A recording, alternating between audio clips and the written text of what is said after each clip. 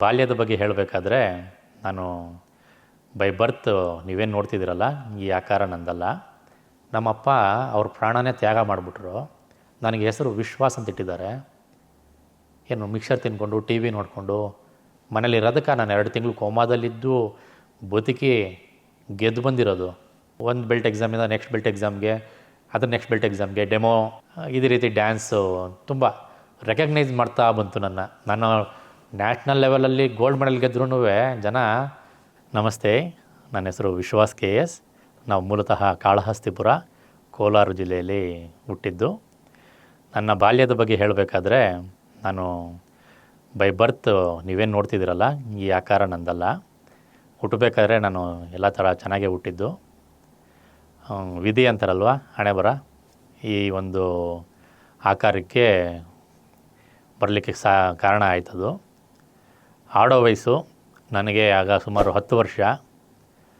ನಾನು 4ನೇ ತರಗತಿ ಓದ್ತಿದ್ದೆ ಚಿನ್ಮಯ ವಿದ್ಯಾಲಯ ಅನ್ನೋ ಶಾಲೆಯಲ್ಲಿ. ಸ್ನೇಹಿತರ ಜೊತೆ ಆಟ ತುಂಟಾಟ ತುಂಬ ಜಾಸ್ತಿನೇ ಇತ್ತು. ಸೊ ನಮ್ಮ ತಂದೆಗೆ ಒಂದು ದೊಡ್ಡ ಕನಸಿತ್ತು, ಸ್ವಂತ ಮನೆ ಕಟ್ಟಬೇಕು ಅನ್ನೋದು. ನಮ್ಮ ತಂದೆ ಹೆಸರು ಬಂದು KV ಸತ್ಯನಾರಾಯಣ ಮೂರ್ತಿ ಅಂತ. ನಮ್ಮ ತಾಯಿ ಹೆಸರು ಬಂದು ಉಷಾ MS ಅಂತ. ಒಂದು ಸ್ವಂತ ಮನೆ ಕಟ್ಟಬೇಕು ಅನ್ನೋದು ತುಂಬ ಆಸೆ ಇತ್ತು. ಸಣ್ಣ ಪುಟ್ಟ ಸೇವಿಂಗ್ಸ್ ಮಾಡಿ ಮನೆ ಕಟ್ಟಬೇಕು ಅಂತ ಅವರು ಮುಂದುವರಿಸ್ತಾಯಿದ್ರು. ಮನೆ ಒಂದು ಫಸ್ಟ್ ಫ್ಲೋರ್ ಮಟ್ಟಕ್ಕೆ ಬಂದಿತ್ತು. ಆಡೋ ವಯಸ್ಸು ಹೇಳಿದ್ನಲ್ವ, ತುಂಬ ತುಂಟ ತರಲೆತನ ಜಾಸ್ತಿ ಅಂತ. ಸ್ನೇಹಿತರೆಲ್ಲ ಜೊತೆಲೆಲ್ಲ ಇದ್ದರು. ಕಟ್ಟಬೇಕಾದ್ರೆ ಈ ಮರಳೆಲ್ಲ ಹಾಕಿರ್ತಾರಲ್ಲ ಮನೆ ಸರೌಂಡಿಂಗ್ ಸುತ್ತಮುತ್ತ, ಆ ಮರಳ ಮೇಲೆ ಫಸ್ಟ್ ಫ್ಲೋರಿಂದ ಜಂಪ್ ಮಾಡೋದು, ತಿರ್ಗಾ ಮೆಟ್ಲ ಮೇಲೆ ಓಡೋದು, ಹಿಂಗೆಲ್ಲ ಮಾಡ್ತಿದ್ವಿ. ಹಿಂಗೆ ನೋಡಿ ಹಣೆ ಬರ ಅಂತೀನಲ್ಲ, ನಾನು ಆಟ ಆಡ್ತಾ ಆಯ ತಪ್ಪಿ ವಯರ್ ಮೇಲೆ ಬಿದ್ದೋದೆ. ನನ್ನ ಜೊತೆಲಿರೋ ಸ್ನೇಹಿತರೆಲ್ಲ ಓಡೋದ್ರು. ನನಗೆ ಪ್ರಜ್ಞೆನೇ ಇಲ್ಲ. ಸುಮಾರು 2 ತಿಂಗಳು ನಾನು ಕೋಮಾದಲ್ಲಿದ್ದೆ. ನನ್ನ ಬಾಡಿಲೆಲ್ಲ ಸ್ಪಾರ್ಕಲ್ಸ್ ಬರ್ತಿತ್ತಂತೆ. ಮನೆ ಕಟ್ಟಬೇಕಾದ್ರೆ ಯೂಸ್ ಮಾಡ್ತಾರಲ್ಲ ಬಂಬು, ಆ ಬಂಬ್ ಮೇಲೆ ನಂದು 2 ಕಾಲಿದೆ. ನನ್ನ ಬಾಡಿ ಗಾಳೀಲಿ ನೇತಾಡ್ತಾ ಇದೆ. ಕೈ 2 ವಯರ್ ಮೇಲಿದೆ. ತುಂಬ ಸ್ಪಾರ್ಕಲ್ಸ್ ಬರ್ತಿತ್ತು. ಹಾಕೊಂಡಿರೋ ಬಟ್ಟೆಯಲ್ಲೆಲ್ಲ ಸುಟ್ಟೋಗ್ತಿತ್ತಂತೆ. ಏನೋ ಈ ಒಂದು ಬಂಬು ಮೇಲೆ ನಾನು ಕಾಲಿಟ್ಟಿರೋದ್ರಿಂದ ನನ್ನ ಬಾಡಿಲಿ ಪಾಸ್ ಆಗ್ತಿರೋ ಕರೆಂಟು ಮನೆಗಾಗಲಿ ಆ ಬಿಲ್ಡಿಂಗಾಗಲಿ ಏನೋ ಗ್ರೌಂಡ್ ಆಗ್ತಿರಲಿಲ್ಲ. ನಮ್ಮ ತಂದೆಗೆ ವಿಷಯ ತಲುಪ್ತು, ಈ ರೀತಿ ಹಿಂಗೆ ಆಗ್ತಿದೆ ಅಂತ. ಸುತ್ತಮುತ್ತ ಜನ ಎಲ್ಲ ಎದ್ದು ಬಿದ್ದು ಓಡಿ ಬಂದಿದ್ದಾರೆ. KIB ಆಫೀಸ್ಗೆ ಹೋಗಿ ಪವರ್ ಸಪ್ಲೈನೆಲ್ಲ ಕಟ್ ಮಾಡಿದ್ದಾರೆ. ತುಂಬ ಸಮಯದ ನಂತರ ನಾನು ಮೇಲಿಂದ ಕೆಳಗೆ ಬಿದ್ದಿದ್ದೀನಂತೆ. ಕೆಳಗೆ ಬಿದ್ದಿರೋದು ನನಗೆ ಗೊತ್ತಿಲ್ಲ. ಏನೋ ಆಡಬೇಕಾದ್ರೆ ಆಯ ತಪ್ಪು ಬಿದ್ದಿದ್ದೀನಿ ಅಷ್ಟೇ ನೆನಪಿದೆ. ಅದು ಹೈ ಟೆನ್ಷನ್ ವೈರ್ ಮೇಲೆ ಬಿದ್ದಿರೋದಾಗಲಿ, ಈ ಥರ ಕೈ ಕಳ್ಕೊಂಡಿರೋದಾಗಲಿ ಏನೋ ನನಗೇನೂ ನೆನಪಿಲ್ಲ. ಸುಮಾರು 2 ತಿಂಗಳ ನಂತರ ಪ್ರಜ್ಞೆ ಬಂದಮೇಲೆ ನೋಡಿದಾಗ ನಾನು ಬೆಂಗಳೂರು ಸಂಜಯನ ಹಾಸ್ಪಿಟಲಲ್ಲಿ ಅಡ್ಮಿಟ್ ಆಗಿದ್ದೆ. ಆ್ಯಕ್ಚುಲಿ ನನಗೆ ಏನಾಯಿತು ಅಂತ ನನ್ನ ಫ್ರೆಂಡ್ಸ್ ಯಾರು ಬಂದ್ರಲ್ವ, ಅವರು ನನಗೆ ಹೇಳಿದ್ರು. ನಾನೇನೋ ಆಯ ತಪ್ಪಿ ಬಿದ್ದೋಗ್ಬಿಟ್ಟೆ ಪ್ರಜ್ಞೆ ಇಲ್ದಿರಂಗೆ. ನಮ್ಮ ತಂದೆಯವರು ಅಲ್ಲೇ ಇದ್ದಿದ್ದ ಒಂದು ಕೋಲ್ ತೊಗೊಂಡು ನನಗೆ ಹೊಡೆದು ಕೆಳಗೆ ಬೀಳ್ಸೋಣ ಅನ್ನೋ ಪ್ರಯತ್ನ ಪಟ್ಟಿದ್ದಾರಂತೆ. ಅವರು ಆಯ ತಪ್ಪಿ ಮೇಲಿಂದ ಬಿದ್ದೋಗಿದ್ದಾರೆ. ನಾನೇನೋ ಕೋಮಾದಲ್ಲಿದ್ದೆ 2 ತಿಂಗಳು. ಅವರು ಬಿದ್ದವರು ಅವರು ತಲೆ ಭಾಗ ಕೊಟ್ರಂತೆ ನೆಲಕ್ಕೆ. ಅವರು ಅಲ್ಲೇ ತೀರ್ಕೊಂಬಿಟ್ಟಿದ್ದಾರೆ. ನನಗೆ ಇದು ವಿಷಯನೇ ಹೇಳಿರಲಿಲ್ಲ. ಇನ್ನೇನು ಆಗೋಗುತ್ತೋ, ತಿರ್ಗಾ ಎಲ್ಲಿ ಕೋಮಾಗ ಹೋಗ್ಬಿಡ್ತಾನೋ ಅಂತನೋ ಏನೋ ಗೊತ್ತಿಲ್ಲ. ನಮ್ಮ ಮನೆಯವರು ಯಾರೂ ಹೇಳಿರಲಿಲ್ಲ ನನಗೆ ಈ ವಿಷಯ. ನನ್ನ ಸ್ನೇಹಿತರೆಲ್ಲ ಹೇಳ್ಕೊಂಡ್ರು. ತುಂಬಾ ಮನಸ್ಸಿಗೆ ಬೇಜಾರಾಯಿತು. ಇನ್ನು ಬೇರೆ ವಿಧಿ ಇಲ್ಲ. ಏನೂ ಯಾಕೆ ಹೇಳಿಲ್ಲ ನನ್ನ ಹತ್ರ, ಯಾಕೆ ಮುಚ್ಚಿಟ್ರಿ ಅಂತ ಮನೆಯವ್ರನ್ನ ಕೇಳಿದ್ರೆ, ಇದೆ ಅವರು ಕಾಶಿಗೆ ಹೋಗಿದ್ದಾರೆ, ನಿನಗೆ ಒಳ್ಳೆಯದಾಗಲಿ ಅಂತ ಬೇಡ್ಕೊಂಡಿದ್ದಾರೆ, ಹಂಗೆ ಹಿಂಗೆ ಅಂತ ಹೇಳಿ ನನಗೆ ಈ ಥರ ಸುಳ್ಳು ಹೇಳ್ಕೊಂಡು ನನ್ನ ಉಳಿಸ್ಕೊಂಡು ಪ್ರಯತ್ನ ಪಡ್ಕೊಂಡು ಬಂದಿದ್ದಾರೆ. ಸರಿ, ಇನ್ನು ವಿಧಿ ಹಿಂಗೆ ಆಡಿಸಿದೆ ಆಟ. ಕಟ್ಟೋ ಮನೆ ನಿಂತೋಯ್ತು. ಬೇರೆ ಆಪ್ಷನ್ ಇಲ್ಲ. ಸೊಸೈಟಿ ಏನು ಕರೀಲಿ ಬಿಡಲಿ, ತಾಯಿ ಅಂತಿದ್ರಲ್ಲ ಬೆನ್ನೆಲುಬಾಗಿ, ಅವ್ರು ನನ್ನನ್ನು ನೋಡ್ಕೊತಾ ಇದ್ದರು. ತುಂಬ ದಿನ ಕಳೀತು. ತಿರ್ಗಾ ಸ್ಕೂಲ್ಗೆ ಹೋಗೋದೆಲ್ಲ ಸ್ಟಾರ್ಟ್ ಮಾಡಿದೆ. ಚೆನ್ನಾಗಿತ್ತು. ಏನೋ ನನ್ನ ಸ್ನೇಹಿತರು ನನ್ನ ಅಕ್ಸೆಪ್ಟ್ ಮಾಡಿಕೊಂಡ್ರು. ಯಾರು ಏನನ್ನ ಅಂದ್ಕೊಳ್ಳಿ, ನನ್ನ ಸ್ನೇಹಿತರು ಯಾವತ್ತೂ ನಾನು ಆ ರೀತಿ ನೋಡಿಲ್ಲ. ನಾನು ಅಕ್ಸೆಪ್ಟ್ ಮಾಡಿಕೊಂಡ್ರು. ಆ ಒಂದು ಊರಲ್ಲಿ ಇರಲಿಕ್ಕೆ ಆಗಲಿಲ್ಲ ನಮಗೆ. ಊರು ಬಿಟ್ಟು ಬೆಂಗಳೂರಿಗೆ ಬಂದುಬಿಟ್ವಿ. ಬೆಂಗಳೂರಿಗೆ ಬಂದ್ವಿ, ವಿದ್ಯಾಭ್ಯಾಸ ಶುರು ಮಾಡಿದೆ. ಬಸವೇಶ್ವರ ಕಾಲೇಜಲ್ಲಿ ನನ್ನ ಡಿಗ್ರಿ ಮುಗೀತು. ಸ್ವಲ್ಪ ಕಷ್ಟ ಆಯಿತು ಬೆಂಗಳೂರಲ್ಲಿ, ಹೊಸ ಫ್ರೆಂಡ್ಸ್ ಎಲ್ಲ, ಅವ್ರಿಗೆಲ್ಲ ನನ್ನ ಒಂದು ಬಗ್ಗೆ ಪರಿಚಯ ಇಲ್ಲ, ನನ್ನ ಆಕಾರ ಎಲ್ಲ ಹೊಸ್ದು. ನಮ್ಮ ತಾಯಿ ಮಾಡಿದ ಒಂದು ಒಳ್ಳೆ ಕೆಲಸ ಏನಂದರೆ, ನಾರ್ಮಲಾಗಿ ನಮ್ಮಂಥವ್ರಿಗೆ ಅಂತ ಒಂದು ಶಾಲೆ ಇರುತ್ತೆ, ಅಲ್ಲೆಲ್ಲ ಹಾಕಲಿಲ್ಲ. ಎಲ್ಲರೂ ಹೋಗೋ ರೀತಿ ಶಾಲೆ ಕಾಲೇಜಿಗೆ ನಾನು ಸೇರಿಸಿದ್ರು. ಆ ಒಂದು ಶಾಲೆ ಬಸವೇಶ್ವರ PU ಕಾಲೇಜಲ್ಲಿ ನಾನು ವಿದ್ಯಾಭ್ಯಾಸನ ಕಂಟಿನ್ಯೂ ಮಾಡ್ತಿದ್ದೆ. ಅದೇ ನೋಡಿದೆ, ಹಣೆ ಬರ ಅಂತಿರಲ್ಲ, ಅದು ತಿರ್ಗಾ ನನಗೆ ಹೊಡಿತು. ಓದ್ತಾ ಇರಬೇಕಾದ್ರೇ ಈ H1N1 ಅಂತ ಒಂದು ಕಾಯಿಲೆ ಬಂತು. ಆ ಒಂದು ಕಾಯಿಲೆಯಲ್ಲಿ ನಮ್ಮ ತಾಯಿನೂ ನಾನು ಕಳ್ಕೊಳ್ಳೋ ಪರಿಸ್ಥಿತಿ ಬಂತು. ತುಂಬ ಡಿಪೆಂಡ್ ಆಗಿದ್ದೆ ನಮ್ಮ ತಾಯಿ ಮೇಲೆ. ಊಟ ತಿನ್ನಿಸೋದ್ರಿಂದ ಹಿಡ್ದು, ಬಟ್ಟೆ ಹಾಕಿ, ಏನೋ ಅಸೈನ್ಮೆಂಟ್ ಕೊಟ್ಟರೆ ಬರ್ಕೊಡೋದು ಎಲ್ಲ ಪ್ರತಿಯೊಂದು ಡಿಪೆಂಡ್ ಆಗಿದ್ದವನು ಒಂದೇ ಸರಿ ನನ್ನ ತಾಯಿನೂ ಕಳ್ಕೊಂಡ್ಮೇಲೆ ಏನು ಮಾಡೋದು ಅಂತಲೇ ಗೊತ್ತಿಲ್ದಿರ ಸ್ಟ್ರಕ್ ಆಗಿಬಿಡ್ತಿದ್ದೆ ಮನೆಯಲ್ಲಿ. ಸುಮಾರು ನಾನು 4th ಸೆಮಿಸ್ಟರ್ ಇರಬೇಕಾದ್ರೆ ನಮ್ಮ ತಾಯಿ ತೀರ್ಕೊಂಡಿದ್ದು. ಆ ಸೆಮಿಸ್ಟರ್ ಎಕ್ಸಾಮ್ ಬರೆಯೋಕ್ಕೆ ಆಗಲಿಲ್ಲ ನನಗೆ. ಒಂದು ಮೆಂಟಲಿ ಪ್ರೆಷರ್ ಜಾಸ್ತಿ ಇತ್ತು. ಎಲ್ಲನೂ ಕೆಲಸ ನಾನು ಇಂಡಿಪೆಂಡೆಂಟಾಗಿ ಮಾಡ್ಕೊಳಕ್ಕೆ ನನಗೇನು ಗೊತ್ತಿಲ್ಲ ಆಗ. ಸೊ ಡೇ ಬೈ ಡೇ ಅದೇ ಒಂದು ಸುಟ್ಟರೆ ಗೊತ್ತಾಗುತ್ತೆ ನೋವು ಅಂತಾರಲ್ಲ, ಹಾಗೆ ಲೈಫು ಪಾಠ ಕಲಿಸ್ತಾ ಹೋಗ್ತು. ಸರಿ, ಹಿಂಗಿದ್ರೆ ಹಿಂಗೆ ಆಗಲ್ಲ ಅಂತೆಲ್ಲ ಹೇಳಿ ಸ್ವಲ್ಪ ನಮ್ಮ ಮನೆಯವರು, ನಮ್ಮ ಅಜ್ಜಿ ಮನೆಯವರು, ನಮ್ಮ ಬ್ರದರ್ ಇವರೆಲ್ಲರೂ ಸ್ವಲ್ಪ ಆಯಿತು ನಾವಿದ್ದೀವಿ, ಭಯ ಪಡೋದೇನಿಲ್ಲ, ಕಂಟಿನ್ಯೂ ಮಾಡಪ್ಪ ಎಜುಕೇಷನ್ ಅಂತ ಎಲ್ಲ ಹೇಳಿ ಸರಿ ಕಂಟಿನ್ಯೂ ಆಯಿತು. ಲೈಕ್ ಚಾಲೆಂಜಾಗಿ ತೊಗೊಂಡು ನನ್ನ ಒಂದು ಏನಿದೆ ಕಾಮರ್ಸ್ ಫೀಲ್ಡಲ್ಲಿ ಡಿಗ್ರಿನ ನಾನು ಕಂಪ್ಲೀಟ್ ಮಾಡಿಕೊಂಡೆ. ಕಂಪ್ಲೀಟ್ ಮಾಡಿದ ಮೇಲೆ ರಿಯಲ್ ಲೈಫ್ ನಂದು ಶುರುವಾಗಿದ್ದು ಜಾಬ್. ಎಲ್ಲೂ ಜಾಬ್ ಸಿಗಲಿಲ್ಲ. ಯಾಕೆಂದರೆ ಇವತ್ತಿರೋ ಟೆಕ್ನಾಲಜಿ 2013 ಇರಲಿಲ್ಲ ಇಷ್ಟೆಲ್ಲ. ತುಂಬಾ ಒಂಥರ ಯಾವ ಇಂಟರ್ವ್ಯೂಗೆ ಹೋದ್ರೂ ಯಾವ ಕೆಲಸ ಮಾಡಿದ್ರೆ, ಯಾವ ಕೆಲಸ ಕೊಟ್ಟರೆ ಇವ್ನ ಕೈಲಿ ಮಾಡೋಕ್ಕಾಗುತ್ತೆ ಅನ್ನೋ ಒಂದು ಮೈಂಡ್ಸೆಟ್ಟು ಇರಲಿಲ್ಲ ಜಾಬ್ ಕೊಡೋರ್ಗಾಗಲಿ. ನಾನು ಹೋಗಿ ಕೇಳೋಕ್ಕೆ ಸರ್ಟಿಫಿಕೇಟ್ಸ್ ಇದೆ, ನಾನು ಡಿಗ್ರಿ ಮುಗಿಸಿದ್ದೀನಿ, ಏನೋ ಒಂದು ಸ್ವಲ್ಪ ಸ್ಪೀಕಿಂಗ್ ಸ್ಕಿಲ್ಸ್ ಇದೆ, ಮಾತಾಡ್ತೀನಿ, ಏನಾರ ಕೆಲಸ ಕೊಡಿ ಅಂತ ಹೇಳಿದ್ರೆ ಯಾವುದೇ ರೀತಿ ನನಗೆ ಜಾಬ್ ಕೊಡೋದಕ್ಕೆ ಅವ್ರಿಗೂ ಒಂದು ಥಾಟ್ ಇಲ್ಲ. ಮತ್ತು ಪ್ರಶ್ನೆ ಮಾಡ್ತಿದ್ದೆ ಹಿಂಗೆ, ಯಾವ ರೀತಿ ನೀನು ಬಟ್ಟೆ ಹಾಕ್ಕೊಂತೀಯಪ್ಪ, ಯಾರಿದ್ದಾರೆ ನೋಡ್ಕೊಳಕ್ಕೆ ನಿನ್ನ, ಮತ್ತು ಹೆಂಗೆ ಜೀವನ ಅಂತ ಮನಸ್ಸಿಗೆ ಬೇಜಾರಾಗೋ ರೀತಿ, ಬಾತ್ರೂಮ್ಗೆ ಹೋದಾಗ ಹೆಂಗೆ ಮಾಡ್ಕೊತೀಯಾ, ಹೆಂಗೆ ಅನ್ನೋ ಪ್ರಶ್ನೆ ಮೇಲೆ ಪ್ರಶ್ನೆ. ಜಾಬ್ ಬಗ್ಗೆ ಏನೂ ಕೇಳ್ತಿಲ್ಲ, ಕೇಳೋ ಕ್ವಶನ್ಸ್ ಎಲ್ಲ ಈ ರೀತಿ ಇರ್ತಿತ್ತು. ಮನಸ್ಸಿಗೆ ಬೇಜಾರಾಗ್ತಿತ್ತು. Financially dependency ಆಗ್ತಿದ್ದೆ. ಎಷ್ಟು ಅಂತ ಬ್ರದರ್ ಹತ್ರ, ಎಷ್ಟು ಅಂತ ಮನೆಯವ್ರ ಹತ್ರ ಕೇಳೋದು, ಏನಿಲ್ಲ, ಎಲ್ಲ ಫ್ರೆಂಡ್ಸ್ ಎಲ್ಲ ಪಾಸಾಗಿ ಮುಂದಕ್ಕೆ ಹೋಗ್ತಿದ್ದಾರೆ. ನನ್ನ ಪರಿಸ್ಥಿತಿ ಈ ರೀತಿಯಾಗಿ ಒಂದು ಮನೆಯಲ್ಲಿ ವಸ್ತು ಇರುತ್ತಲ್ವ, ವಾಷಿಂಗ್ ಮಿಷಿನ್ನು, ಫ್ರಿಡ್ಜು, ಟೆಲಿವಿಷನ್ನು, ಆ ಥರ ನಾನೊಂದು ವಸ್ತು ಥರ ಸ್ಟ್ರಕ್ ಆಗಿಬಿಟ್ಟಿದ್ದೆ ಮನೆಯಲ್ಲಿ. ಮನೆಯಿಂದ ಹೊರಗೆ ಬರೋಕ್ಕೆ ಸಂಕೋಚ, ಭಯ, ನಾಚಿಕೆ, ಒಂಥರ ಮನಸ್ಸಿಗೆ ಬೇಜಾರಾಗೋ ರೀತಿ ಜೀವನ ನಡೆಸ್ತಿದ್ದೆ. ಏನಾದರೂ ಪ್ರಶ್ನೆ ಕೇಳೋರು, ಏನು ಮಾಡ್ತಿದ್ಯಪ್ಪ ಅಂತ ಪಬ್ಲಿಕಲ್ಲಿ. ಈಚೆ ಏನಾದ್ರು ಬಂದರೆ ಪಕ್ಕದ ಮನೆಯವರೇ, ಪಬ್ಲಿಕ್ ಏನು ಬೇಡ, ಪಕ್ಕದ ಮನೆಯವ್ರು ಏನಪ್ಪ ಮಾಡ್ತಿದ್ದೆ ಇವಾಗ ಅಂತ ಕೇಳಿದ್ರೆ ಅದಕ್ಕೆ ಉತ್ತರ ಇಲ್ಲ ನನ್ನ ಹತ್ರ. ಒಂಥರ ಡಿಪ್ರೆಷನ್ಗೆ ಹೋಗಿ ಮೆಂಟಲಿ ಡಿಸ್ಟರ್ಬ್ ಆಗಿಬಿಟ್ಟಿದ್ದೆ. ಏನು ಬೆಳಗ್ಗೆ 7 ಗಂಟೆ 8 ಗಂಟೆಗೆ ಎದ್ದು ಕಾಲೇಜ್ಗೆ ಹೋಗ್ತಿದ್ದೆ ಮೊದಲು. ಎದ್ದು ಎಲ್ಲಿಗೆ ಹೋಗಬೇಕು, ಫಸ್ಟ್ ಆಫ್ ಆಲು ಕೆಲಸ ಇಲ್ಲ, ಏನೂ ಇಲ್ಲ.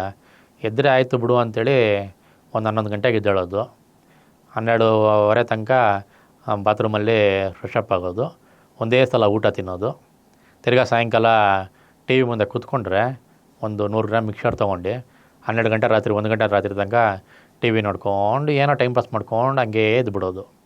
ಇದೇ ಸುಮಾರು ಒಂದು 6-7 ತಿಂಗಳಾಯಿತು. ಒಂಥರ ಅಸಹ್ಯ ಅನಿಸ್ತಾರಲ್ಲ, ಅದು ಅನ್ನಿಸ್ತು ನನಗೆ. ಏನು ಅಸಹ್ಯ ಅನಿಸಿದ್ದು ಅಂದರೆ, ನಮ್ಮಪ್ಪ ಅವ್ರ ಪ್ರಾಣನೇ ತ್ಯಾಗ ಮಾಡಿಬಿಟ್ರು. ನನಗೆ ಹೆಸರು ವಿಶ್ವಾಸ್ ಅಂತ ಇಟ್ಟಿದ್ದಾರೆ. ಏನು ಮಿಕ್ಸರ್ ತಿನ್ಕೊಂಡು ಟಿ ವಿ ನೋಡಿಕೊಂಡು ಮನೇಲಿರೋದಕ್ಕೆ ನಾನು 2 ತಿಂಗಳು ಕೋಮಾದಲ್ಲಿದ್ದು ಬದುಕಿ ಗೆದ್ದು ಬಂದಿರೋದು. ಯಾರನ್ನ ಬದುಕ್ಸೋಕ್ಕೆ, ಯಾರನ್ನ ಉದ್ಧಾರ ಮಾಡೋದಕ್ಕೆ, ತಿನ್ನೋಕೆ ಬದುಕಿರೋದು ಅಂತ ಅಸಹ್ಯ ಆಗೋಯ್ತು ನನ್ನ ಮೇಲೆ ನನಗೇ. ಎಷ್ಟು ದಿನ ಅಂತ ಯೋಚನೆ ಮಾಡಿ ಎಷ್ಟು ಸಲ ಸಾಯಬೇಕು, ಸೂಸೈಡ್ ಮಾಡ್ಕೊಳ್ಳೋಣ ಅಂದರೆ. ನನ್ನ ಹೆಸರನ್ನ ವಿಶ್ವಾಸ ಅಂತ ಇಟ್ಟ ಮೇಲೆ ಆ ವಿಶ್ವಾಸನ ಹೆಸರಿಗೆ ಏನು ಅರ್ಥ? ನಂಬಿಕೆ ಅಂತಾರೆ. ನನ್ನ ಮೇಲೆ ನಂಬಿಕೆ ನನಗೆ ಇಲ್ದಿರ ಒಂದು ಗೋಡೆ ಮಧ್ಯ 4 ಗೋಡೆ ಮಧ್ಯ ಸ್ಟ್ರಕ್ಕಾಗಿ ಕೂತ್ಕೊಂಡ್ಬಿಟ್ಟಿರೋ, ಬರಬೇಕು, ಈಚೆ ಬರಲೇಬೇಕು ಅಂತ ಒಂದು ನಿರ್ಧಾರ ಮಾಡಿ, ಅದೋ ಇವಾಗ ಮೈ ತುಂಬ ಶಾಲು ಸುತ್ಕೊಂಡ್ಬರ್ತಿದ್ದೆ ನಾನು ಒಂದು ಟೈಮಲ್ಲಿ. ಈಚೆ ನಾನು ಪಬ್ಲಿಕಲ್ಲಿ ಬರಬೇಕಂದ್ರೆ ಯಾರನ್ನ ಕೇಳಿದ್ರೆ ಪಾಪ ಇವ್ರಿಗೆ ಜ್ವರ ಬಂದಿದೆ ಅಂತ ಅವ್ರು ತಿಳ್ಕೊಳ್ಳಿ ಅಂತ ನಾನು ಅಂದ್ಕೊಂಡು ಆ ರೀತಿ ನಾನು ಪಬ್ಲಿಕಲ್ಲಿ ಓಡಾಡ್ತಿದ್ದೆ. ಅದು ಹೋಗ್ತಾ ಹೋಗ್ತಾ ಆ ಶಾಲೆಯಿಂದ ಆಚೆ ಬರಬೇಕು ಅನ್ನೋದು ತಲೆಗೆ ತುಂಬ್ಕೊಂತು. ಮತ್ತು ಲೇಝಿ ಬಿದ್ದಿದ್ದೆ, ತುಂಬ ಲೇಟಾಗಿ ಎದ್ದೇಳೋದು, ಲೇಟಾಗಿ ಮಲಗೋದು, ಈ ರೀತಿ ಮಾಡ್ತಿದ್ದವನು ಆ್ಯಕ್ಟಿವ್ ಆಗಬೇಕು ಅನ್ನೋ ಆ ಒಂದು ಮೈಂಡ್ಸೆಟ್ಟಲ್ಲಿ ಈ ಒಂದು ಲೇಜಿನೆಸ್ಸಿಂದ ಹೊರಗೆ ಬರಬೇಕು ಅನ್ನೋ ಒಂದು ಬೌಂಡ್ರಿಯಿಂದ ಹೊರಗೆ ಬರಬೇಕು ಅನ್ನೋ ಒಂದು ಥಾಟ್ಸ್ನ ನಾನೇ ಹುಟ್ಟಾಕ್ಕೊಂಡು ಸೆಲೆಕ್ಟ್ ಮಾಡಿಕೊಂಡೆ ಸ್ಪೋರ್ಟ್ಸ್ ಫೀಲ್ಡ್ನ. ಸ್ಪೋರ್ಟ್ಸ್ ಅಂತ ಬಂದರೆ ನಾನು ಮಾರ್ಷಲ್ ಆರ್ಟ್ಸ್ನ ಸೆಲೆಕ್ಟ್ ಮಾಡಿಕೊಂಡೆ ಫಸ್ಟು, ಆಮೇಲೆ ಸ್ವಿಮ್ಮಿಂಗ್ನ ಸೆಲೆಕ್ಟ್ ಮಾಡಿಕೊಂಡೆ ಸೆಕೆಂಡು, ಆಮೇಲೆ ರನ್ನಿಂಗ್ನ ಸೆಲೆಕ್ಟ್ ಮಾಡಿಕೊಂಡೆ ಥರ್ಡು. ಈ ರೀತಿ ನಾನು ಸೆಲೆಕ್ಟ್ ಮಾಡಿಕೊಂಡೆ. ಜೊತೆಯಲ್ಲಿ ರಿಯಾಲಿಟಿ ಶೋಸ್ ಲೈಕ್ ಡ್ಯಾನ್ಸ್ ಶೋಸಲ್ಲೆಲ್ಲ ಆ್ಯಸ್ ಎ ಗೆಸ್ಟ್ ಪರ್ಫಾರ್ಮರ್ ಆಗಿ ಪರ್ಫಾರ್ಮೆನ್ಸ್ ಮಾಡೋಕ್ಕೆ ಹೋದೆ. ಡ್ಯಾನ್ಸ್ನ ಸೆಲೆಕ್ಟ್ ಮಾಡಿಕೊಂಡೆ. ಯಾಕೆ ಈ ರೀತಿ ಸೆಲೆಕ್ಟ್ ಮಾಡ್ಕೊಳ್ತಾ ಹೋದೆ ಅಂದರೆ, ನನ್ನಲ್ಲಿರೋ ಕೋಪನ ನಾನು ಹೊರಗಾಕೋಕ್ಕೆ ಈ ಮಾರ್ಷಲ್ ಆರ್ಟ್ಸ್ ಸೆಲೆಕ್ಟ್ ಮಾಡಿಕೊಂಡೆ. ನನ್ನಲ್ಲಿರೋ ಒಂದು ಲೇಜಿನೆಸ್ನ ಕಿಲ್ ಮಾಡೋದಕ್ಕೆ ಸ್ವಿಮ್ಮಿಂಗ್ನ ಸೆಲೆಕ್ಟ್ ಮಾಡಿಕೊಂಡೆ. ಅದೇ ರೀತಿ ನನ್ನಲ್ಲಿರೋ ನೋವು ಪೇಯ್ನ ಹೊರಗಾಕೋಕ್ಕೆ ಡ್ಯಾನ್ಸ್ನ ಸೆಲೆಕ್ಟ್ ಮಾಡಿಕೊಂಡೆ. ಈ ಥರ ಒಂದೊಂದಾಗೆ ಸೆಲೆಕ್ಟ್ ಮಾಡಿಕೊಂಡು ಆಯಾ ಕ್ಷೇತ್ರದಲ್ಲಿ ರಾಜ್ಯ, ರಾಷ್ಟ್ರ ಮತ್ತು ಅಂತಾರಾಷ್ಟ್ರೀಯ ಮಟ್ಟದಲ್ಲಿ ನನ್ನನ್ನು ನಾನು ಗುರುತಿಸ್ಕೊಂಡಿದ್ದೀನಿ. ಇದಕ್ಕೆ ಭಾಳಷ್ಟು ಕಷ್ಟಪಟ್ಟಿದ್ದುಂಟು. ಜೊತೆಯಲ್ಲಿ ನನಗೆ ಹೇಳ್ಕೊಟ್ಟಿರುವ ಕೋಚ್ ಆಗ್ಬೋದು, ಕೊರಿಯೋಗ್ರಾಫರ್ಸ್ ಆಗ್ಬೋದು, ಮತ್ತು ನನ್ನ ವೆಲ್ ವಿಷರ್ಸ್ ಆಗ್ಬೋದು, ಮೆಂಟರ್ಸ್ ಆಗ್ಬೋದು, ಸಪೋರ್ಟ್ ಮಾಡಿರೋ ಸ್ಪಾನ್ಸರ್ಸ್ ಆಗ್ಬೋದು, ಎಷ್ಟೊಂದು ಜನಕ್ಕೆ ನಾನು ಕೃತಜ್ಞತೆ ಹೇಳ್ಕೊಳ್ಳೋದಿದೆ. ಇವತ್ತು ಈ ಒಂದು ಅವಕಾಶ ಸಿಕ್ಕಿದೆ ನನಗೆ ಸಂಯುಕ್ತ ಕರ್ನಾಟಕ ಯೂಟ್ಯೂಬ್ ಚಾನಲಿಂದ. ಪ್ರತಿಯೊಬ್ಬರೂ ನೆನೆಸ್ಕೊತೀನಿ. ನನಗೆ ಯಾರ್ಯಾರು ಸಪೋರ್ಟ್ ಮಾಡಿದ್ದಾರೆ, ಯಾರ್ಯಾರು ನನಗೆ ಎಂಕರೇಜ್ ಮಾಡಿದ್ದಾರೆ, ಅವರಿಲ್ಲ ಅಂದರೆ ನಾನು ಇವತ್ತು ಇಲ್ಲ ಇಲ್ಲಿ ಹೇಳ್ಕೊಳ್ಳೋದಕ್ಕೆ ಹೋದರೆ. ಅವರೆಲ್ಲ ಸಪೋರ್ಟ್ ಮಾಡಿದ್ರಿಂದನೇ ಇವತ್ತಿನ ದಿನ ನನ್ನನ್ನು ನಾನು ಗುರುತಿಸ್ಕೊಂಡು ಇಲ್ಲಿ ತನಕ ಬಂದಿದ್ದೀನಿ. ನಿಮ್ಮೆಲ್ಲರ ಆಶೀರ್ವಾದ ಇರಲಿ ಇದೇ ರೀತಿ. ಹಲವಾರು ಪ್ರತಿಭೆಗಳಿದ್ದಾರೆ. ಅವ್ರಿಗೆಲ್ಲರಿಗೂ ಒಂದು ಒಳ್ಳೆ ಸಮಾಜದಲ್ಲಿ ಒಂದು ಒಳ್ಳೆ ಗೌರವ ಸ್ಥಾನ ಸಿಗಲಿ, ಒಂದು ಒಳ್ಳೆ ವೇದಿಕೆ ಸಿಕ್ತು ಅಂದರೆ ಅವರವರ ಭಾವನೆಗಳನ್ನ ಹಂಚ್ಕೊಳ್ಳೋದಕ್ಕೆ ಲೈಫ್ ಪಾಠ ಕಲಿಸುತ್ತಲ್ವ. ಈ ಮಾರ್ಷಲ್ ಆರ್ಟ್ಸ್ ಅನ್ನೋ ವಿಷಯಕ್ಕೆ ಬಂದರೆ, ಫಸ್ಟ್ ಆಫ್ ಆಲ್ ನನ್ನ ಮಾರ್ಷಲ್ ಆರ್ಟ್ಸ್ ಮಾಸ್ಟರ್ ಬಂದು ಕುಮಾರ್ ಮಾಸ್ಟರ್ ಮತ್ತು ರಾಮು ಮಾಸ್ಟರ್ ಅಂತ ಇಬ್ಬರಿದ್ದಾರೆ. ಇವರು ಬೆನ್ನ ಹಿಂದೆ ಕೈ ಕಟ್ಕೊಂಡು ಫಸ್ಟ್ ಅವ್ರು ಪ್ರಾಕ್ಟೀಸ್ ಮಾಡಿ ನನಗೆ ಹೇಳ್ಕೊಡ್ತಾಯಿದ್ರು. ಜೊತೆಯಲ್ಲಿ ಬೆಲ್ಟ್ ಎಕ್ಸಾಮ್ಸ್ ಅಂತ ಬರೋದು ನಮಗೆ ಎವ್ರಿ 6 ಮಂತ್ಸ್ಗೆ ಒಂದು ಸಲ. ಈ ಒಂದು ಬೆಲ್ಟ್ ಎಕ್ಸಾಮ್ಸಲ್ಲಿ ನಾನು ಪಾರ್ಟಿಸಿಪೇಟ್ ಮಾಡ್ತಿದ್ದೆ. ಆ ಥರ ಸುಮಾರು ಒಂದು 3.5 ವರ್ಷ ನಾನು ಪಾರ್ಟಿಸಿಪೇಟ್ ಮಾಡಿ ಒಟ್ಟು 7 ಬೆಲ್ಟ್ ನಾನು ತೊಗೊಂಡಿದ್ದೀನಿ. ಸೊ ಅವ್ರು ಭಾಳನೇ ನನಗೆ ಒಂದು ಬೆಲ್ಟ್ ಎಕ್ಸಾಮಿಂದ ನೆಕ್ಸ್ಟ್ ಬೆಲ್ಟ್ ಎಕ್ಸಾಮ್ಗೆ, ನೆಕ್ಸ್ಟ್ ಬೆಲ್ಟ್ ಎಕ್ಸಾಮ್ಗೆ ಡೆಮೋ, ಆಮೇಲೆ ಇಬ್ಬಿಬ್ಬರನ್ನ ನನಗೆ ಕಳಿಸೋರು. ಮತ್ತು ಅವರು ಇಬ್ಬಿಬ್ಬರು ಬರೋರು, ಸ್ಟೂಡೆಂಟ್ಸ್ ಯಾರು ಬರ್ತಾರೋ ಅವ್ರ ಕೈ ಕಾಲೆಲ್ಲ ನೆಟ್ಟಿಗೆ ಇರ್ತಿತ್ತು. ಅವ್ರು ಬರೋರು ನನ್ನ ಮೇಲೆ ಫೈಟಿಗೆ. ನಾನು ಅವ್ರನ್ನ ಬ್ಲಾಕ್ ಮಾಡೋದು, ತಪ್ಪಿಸ್ಕೊಳ್ಳೋದು, ಫ್ಲೆಕ್ಸಿಬಲ್ಲಾಗಿ ಬಾಡಿನ ಮೂವ್ ಮಾಡೋದನ್ನೆಲ್ಲ ಅವರು ಹೇಳ್ಕೊಡ್ತಿದ್ರು. ತುಂಬ ಖುಷಿ ಆಗ್ತಿತ್ತು ಅವಾಗೆಲ್ಲ ಹೊಸದು ಕಲೀಲಿಕ್ಕೆ. ಅದೇ ನಮ್ಮ ಒಂದು ಬೆಲ್ಟ್ ಎಕ್ಸಾಮ್ಸ್ ಏನು ನಡೀತಿತ್ತಲ್ವ, ಸೊ ಬೇರೆ ಬೇರೆ ಕಡೆಯಿಂದೆಲ್ಲ ಬರೋರು, ಸ್ಟೂಡೆಂಟ್ಸ್ ಎಲ್ಲ ಬರೋರು.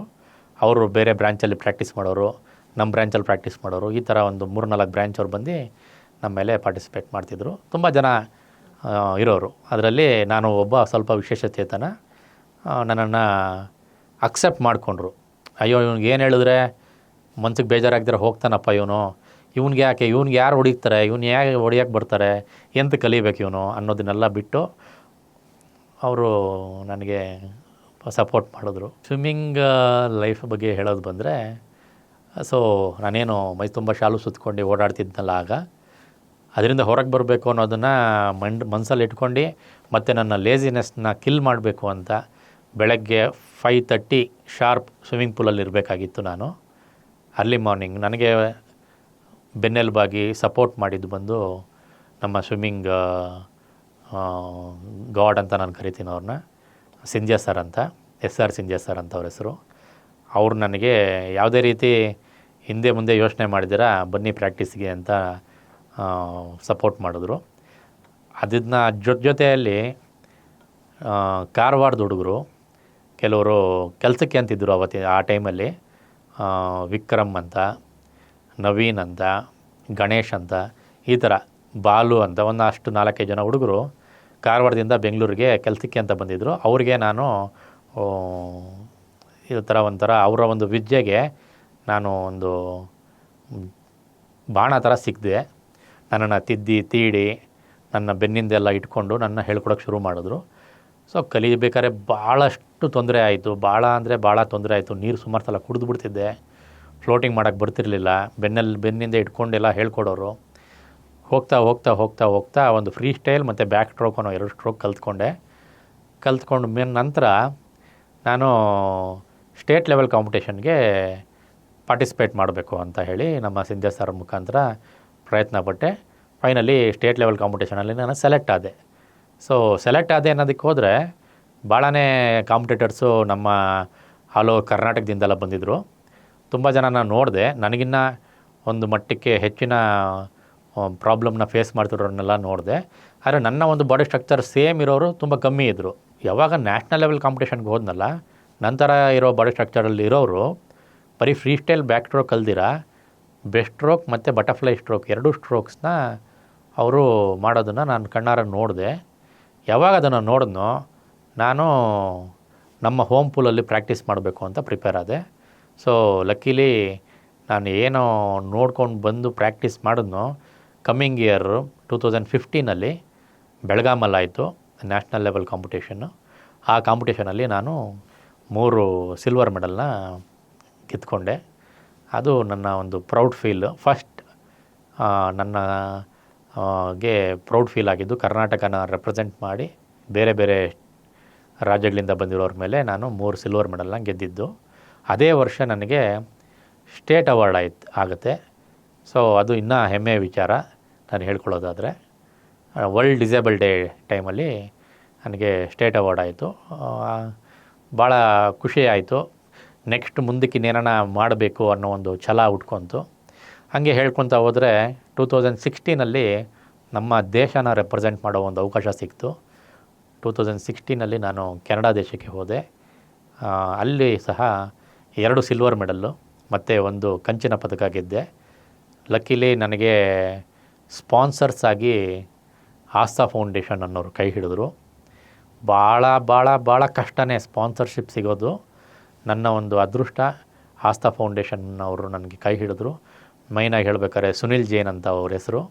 ಅವರನ್ನು ರೆಕಗ್ನೈಸ್ ಮಾಡಿ ಸಪೋರ್ಟ್ ಮಾಡ್ತಾ ಬಂದರು. 2016, 2017 ಮತ್ತು 2018 3 ವರ್ಷವೂ ನಾನು ಇಂಟರ್ನ್ಯಾಷನಲ್ ಲೆವೆಲ್ ಕಾಂಪಿಟೇಷನ್ಸ್ಗೆಲ್ಲ ಹೋಗಲಿಕ್ಕೆ ಅವ್ರು ಸಪೋರ್ಟ್ ಮಾಡಿದ್ರು. ಅದೇ ರೀತಿ 2018 ತನಕ ನಾನು ಇಂಟರ್ನ್ಯಾಷನಲ್ ಲೆವೆಲ್ಲು ಮತ್ತು ನ್ಯಾಷನಲ್ ಲೆವೆಲ್ ಕಾಂಪಿಟೇಷನ್ಸಲ್ಲೆಲ್ಲ ನಾನು ಗೆದ್ದು ಒಟ್ಟು ಇವತ್ತಿಗೆ 9 ಇಂಟರ್ನ್ಯಾಷನಲ್ ಪದಕ ಮತ್ತು ಇವತ್ತಿನ ತನಕ ಹೇಳಕ್ಕೆ ಬಂದರೆ 25 ನ್ಯಾಷನಲ್ ಮೆಡಲ್ಸ್ ನಾನು ಗೆದ್ದಿದ್ದೀನಿ. ಅದರಲ್ಲಿ ಗೋಲ್ಡ್, ಸಿಲ್ವರ್, ಬ್ರಾನ್ಸ್ ಎಲ್ಲನೂ ಇದೆ. ನಮ್ಮ ಸರ್ಕಾರ ನನ್ನ ಒಂದು ಸಾಧನೆಯನ್ನು ಗುರುತಿಸಿ ನ್ಯಾಷನಲ್ ರೋಲ್ ಮಾಡೆಲ್ ಅವಾರ್ಡ್ ಕೊಟ್ಟು ಗೌರವಿಸಿದ್ದಾರೆ. 2018 ಇಸ್ವಿ ಡೆಲ್ಲಿಲಾಯಿತು. ಆ ಇಸ್ವಿಯಲ್ಲಿ ನನಗೆ ವೈಸ್ ಪ್ರೆಸಿಡೆಂಟ್ ಆಫ್ ಇಂಡಿಯಾ ಅವ್ರ ಕಡೆಯಿಂದ, ವೆಂಕಯ್ಯ ನಾಯ್ಡು ಅವ್ರ ಕಡೆಯಿಂದ ಈ ಅವಾರ್ಡು ಸಿಕ್ತು. ಭಾಳ ಹೆಮ್ಮೆ ವಿಚಾರ ಇದೆಲ್ಲ ಹೇಳ್ಕೊಳ್ಳೋದಕ್ಕೆ ಇವತ್ತಿನ ದಿನ ನಿಮ್ಮ ಮುಂದೆ. ಈ ಥರ ಬಂದ ಕೂಡಲೇ ನಮ್ಮ ಸರ್ಕಾರ ಗುರುತಿಸಿ ನನಗೆ ನ್ಯಾಷನಲ್ ರೋಲ್ ಮಾಡೆಲ್ ಅವಾರ್ಡ್ ಕೊಟ್ಟಿದ್ದಂತೂ ನಿಜಾನೇ.